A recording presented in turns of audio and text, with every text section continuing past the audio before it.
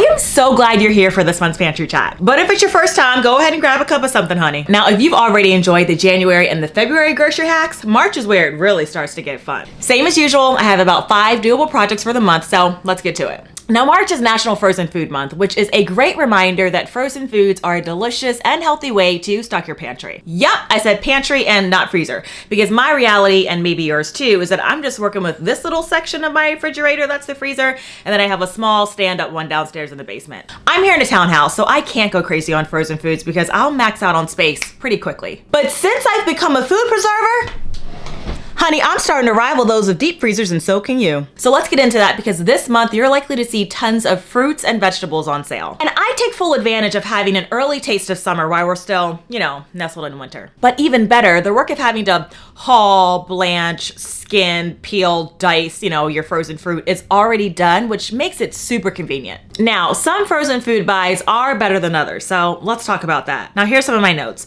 While fresh fish and other seafood can be expensive, buying frozen can cut costs significantly. The freezer aisle also harbors wild-caught fish, which many consumers prefer for health or environmental reasons.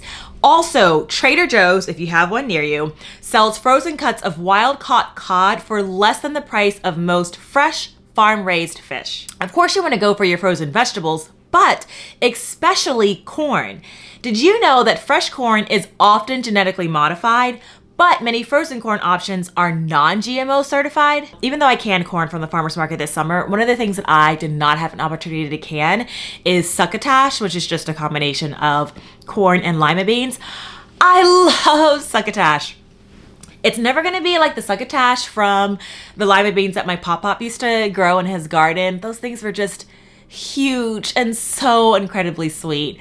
But later on this month, I'm gonna go ahead, grab a few bags of corn and my lima beans, and that will be easy work. Now, when it comes to your frozen vegetables, just skip the ones in the sauce. Frozen vegetables packaged with sauce or cheese are normally loaded with calories you don't need. Trim the fat and the sauce, buy them plain, spice them up yourself. Diet or not, it's always nice to have some ice cream in the freezer. I've also bought some frozen food purchases that you'll see in next week's video. I'm doing a breakfast freezer meal prep, and I have about 7 or 8 recipes, so stay tuned for that. Now, it's still the top of the month, but I've been able to take advantage of frozen mangoes to make mango sauce, which I especially enjoy using in smoothies. And I usually just toss in some microgreens, yogurt, frozen bananas. Frozen mango sauce is basically pureed mangoes and comes together as easily as you see here in a 15-minute water bath. Any way that you enjoy the taste of mangoes, such as flavoring your yogurt and mango bars as a taco topping in drinks or paired with meat for sauces, you'll love the shelf-stable version even more than the frozen.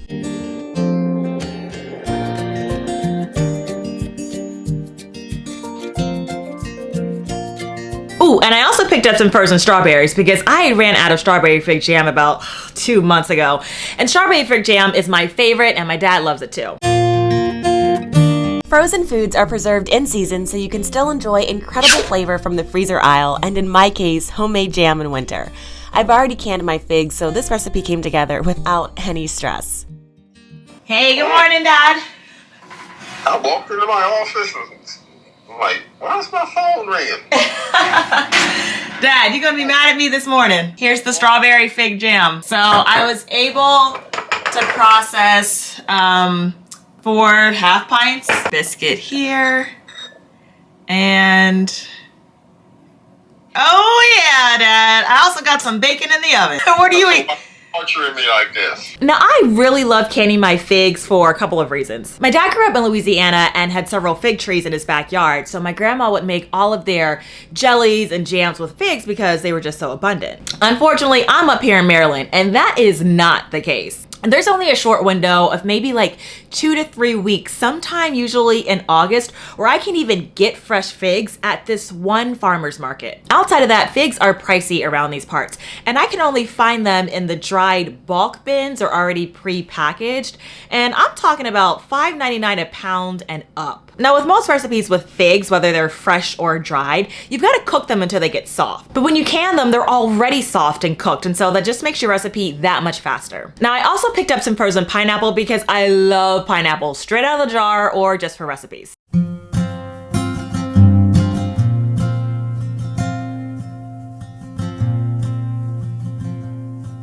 With the remaining weeks of March, here's how I'll be adding to my pantry without the overwhelm. Yes, I'll buy frozen, but much of it won't even go in the freezer because I'm going to put it right on the shelf. And I've already got my pineapple syrup ready for the fruit that I'll can this weekend.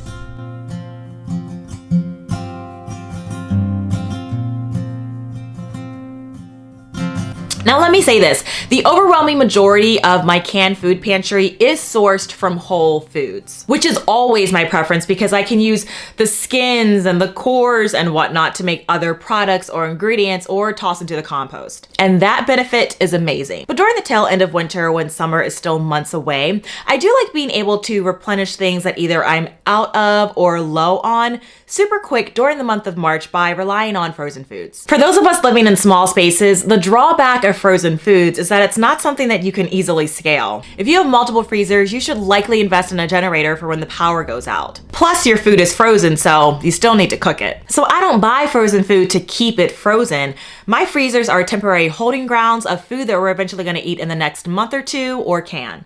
And with jars of fully canned meats, vegetables, fruits, soups, and sauces, I can tuck them anywhere. The laundry room, cabinets, cupboards, under the bed, you name it. Also, if you're new to canning, starting with frozen foods is a great choice because you can make a small batch and see if you like it. Just read the recipe first to see if frozen foods are recommended or not. I also grabbed some frozen mixed vegetables to dehydrate because y'all know how I love those for my meals in a jar for work or busy nights. I'll link to a video I made showing you tons of mixed meals in jars.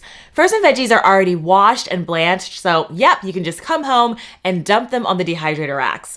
I don't have a food saver vacuum thingy and I don't want one, so I just use a brake bleeder to suck out all the air because it's cheaper and does the exact same job without needing disposable bags. While I try to can as much as I can during the summer months, using freezer sales really takes some of the pressure off because I know it's not my only opportunity if I miss out on canning something when it's fresh or in season. If this is our first time meeting, hi, I'm Cassandra from the blog BecomingAFarmGirl.com.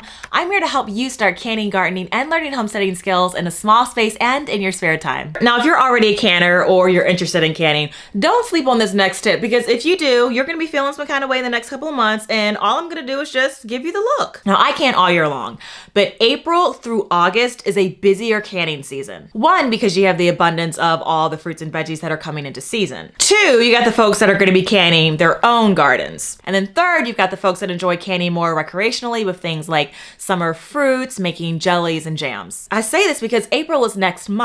So I recommend you buy a moderate amount of your jars, lids, rings, and other equipment that you're going to need now without even setting your canning goals. The reason being is that these supplies are going to be hard to find once canning season starts. Now there's a lot I ordered from Amazon, but canning lids and rings ain't one of them. Amazon is flooded with cheap knockoffs. And let me tell you, the most devastating experience you can have as a canner is realizing that something that you took time to preserve and are counting to be in your pantry didn't seal either after you preserved it or you have a lid failure weeks or months after it's already in your pantry. I mean, that's inventory that you were planning on being in your pantry that you can't use. It's the reason why I now buy all of my canning supplies from 4 jars. So this is a basket filled with lids that I am no longer confident in using because I was experiencing high fail rates.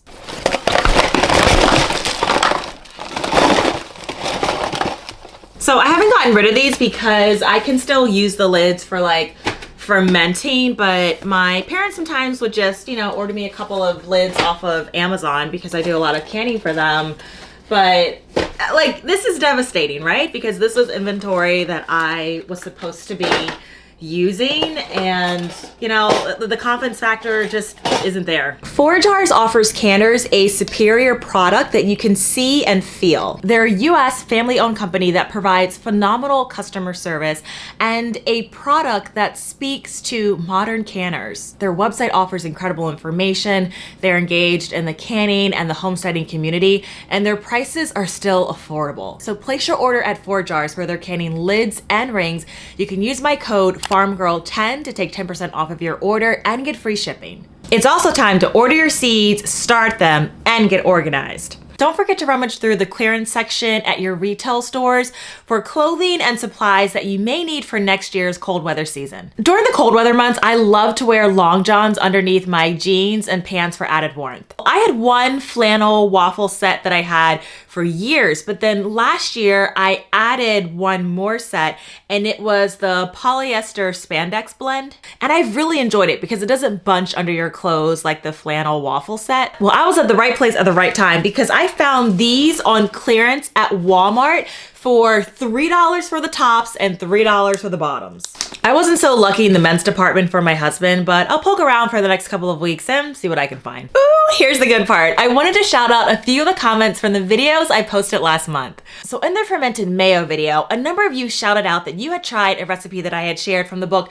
Fermented Vegetables, which is fermented celery or celery stuffing. So Christine B left the comment where she said, speaking of mayo, I made that fermented celery, stuffing I think it was called, you talked about a while back. I did dill instead of sage and threw it into a bowl with some poached chicken and homemade mayo.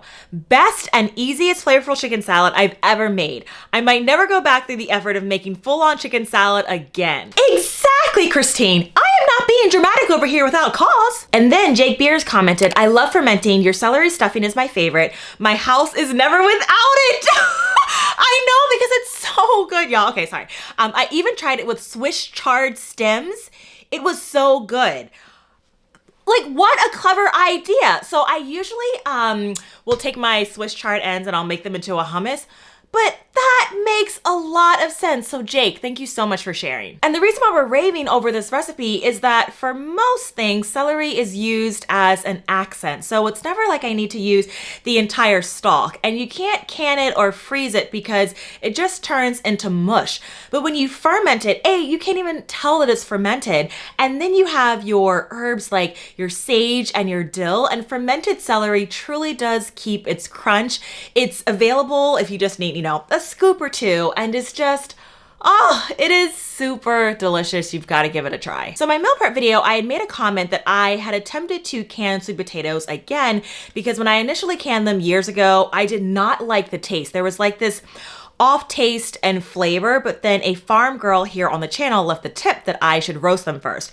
Well, I tried it and y'all saw my reaction. My husband and I love them. But then Becky also shared a comment on that video and she said, when canning sweet potatoes, if you peel them twice, yes, that's right, that will remove the white coating that is left between the peel and the potato. This makes an amazing difference in the flavor if you don't want to or don't have time to roast them. Oh! So one of the things that I haven't gotten to, but you see here that I have some sweet potatoes, is I am going to be canning these sweet potatoes like crazy this month because one of the things with the canning cycle or the canning seasons is that during the winter time, I like to move into like these kind of projects, right? Like I'm not canning potatoes during the summer because I'm so obsessed with everything else that's in season that I need to can. But I do want to go ahead and if I could maybe get 20 quarts of canned potatoes on my shelf, that would be amazing. So, I mean, I'm a small batch canner, y'all, right? But if I can just go ahead and each weekend do about, 10 to 15 jars, y'all, that really adds up quickly. So I'm really excited about that tip because, oh my goodness. Oh, also a number of you are asking if I have a canned sweet potato recipe. And I don't have it on my blog just yet, but I am thinking that maybe this summer when my workflow, like my actual job is a little bit lighter, I will just go ahead and on the blog, go back through and there's a list of things that I know I've got to get to. But I'll just post them. I was for a while making like the video was really driving the blog post, but I'll just go ahead and just throw up, some of my recipes that I use just so you have them on hand. But I am so excited to have, canned sweet potatoes on the shelf because they're just great. Oh, that leads me to one more thing. So another comment that I got on that video was, well, aren't your canned sweet potatoes mushy? And let me go ahead and just show you a side-by-side comparison because I already have some canned yams here. So let's compare real quick. So we have home canned versus store-bought. All right, I'm just gonna use this little baking sheet. So here's an example of what you're gonna get from the can, and this is the Aldi brand. And then here are my home canned ones. Oops. And you can still see, even though it's very tender, that, okay, so it just kind of broke right there.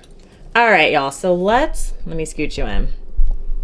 Let's do, is that in focus? There we go. Okay, so let's do the fork test. Yeah, so there's definitely there's resistance that's there, right? Yeah, there's resistance. And here, I mean, it just kind of cuts like butter, right? Yeah, so there's that.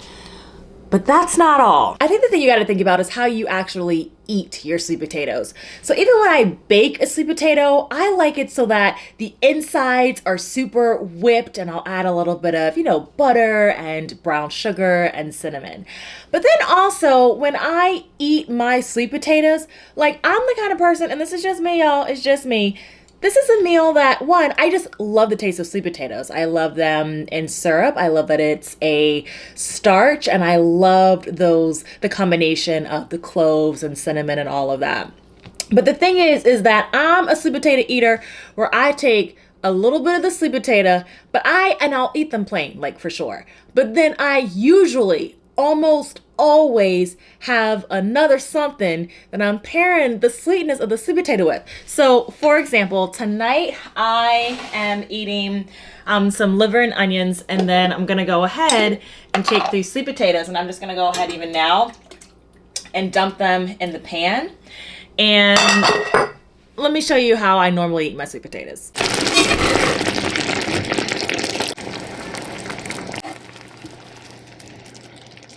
All right, y'all, so here is my little simple dinner that I'm gonna eat on tonight. So, no, this is not steak, it's actually some liver.